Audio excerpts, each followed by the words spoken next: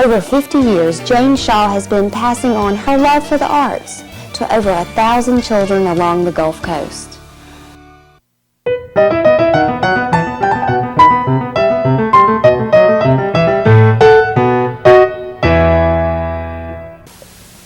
One Saturday, this child came over and wanted to know if we'd help draw something, and it gave us the idea to start teaching. We started with, I think, 10 children, and we had the worst looking car. I think it got about 7 miles to the gallon. It was a LaSalle.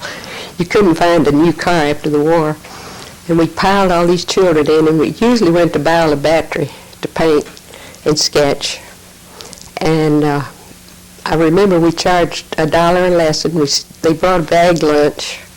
They stayed all day. We had a marvelous time. And from there on, the classes grew.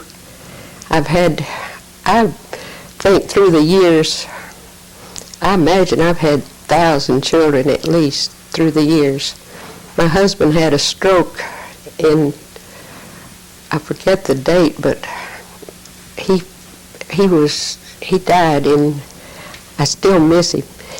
He helped me teach, and he did what I didn't know how to do. He did pen and ink and cartooning, and he was in architecture.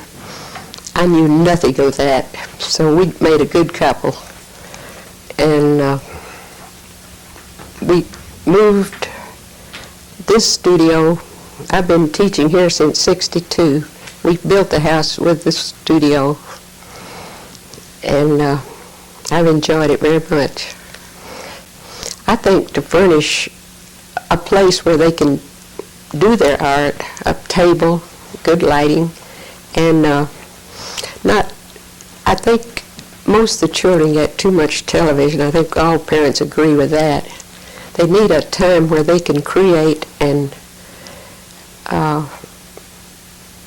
for instance, you could, on a Saturday, let them draw their pet or teach them about a tree.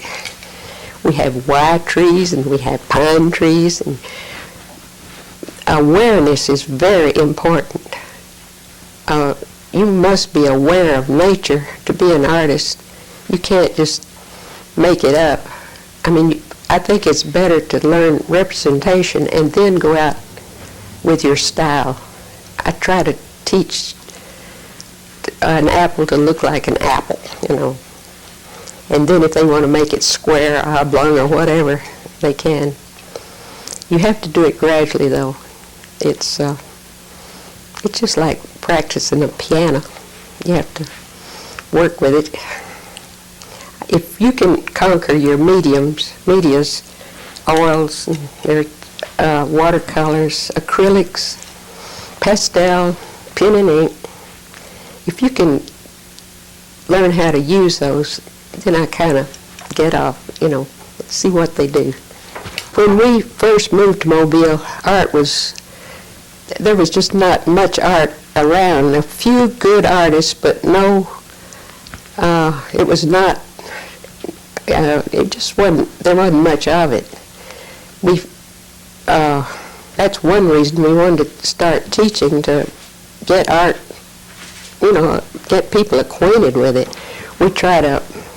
We always had exhibits around this Biennial Square, and around the cathedral we hung paintings on that, and the children enjoyed it a lot.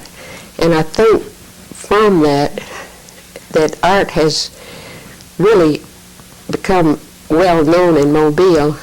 I mean, I know that we have the Cathedral Art Gallery downtown on Dauphin Street.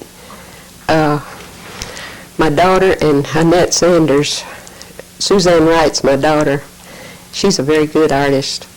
And we had the idea out in Taos, New Mexico, to start the Cathedral Square Art Gallery. And it's been very successful.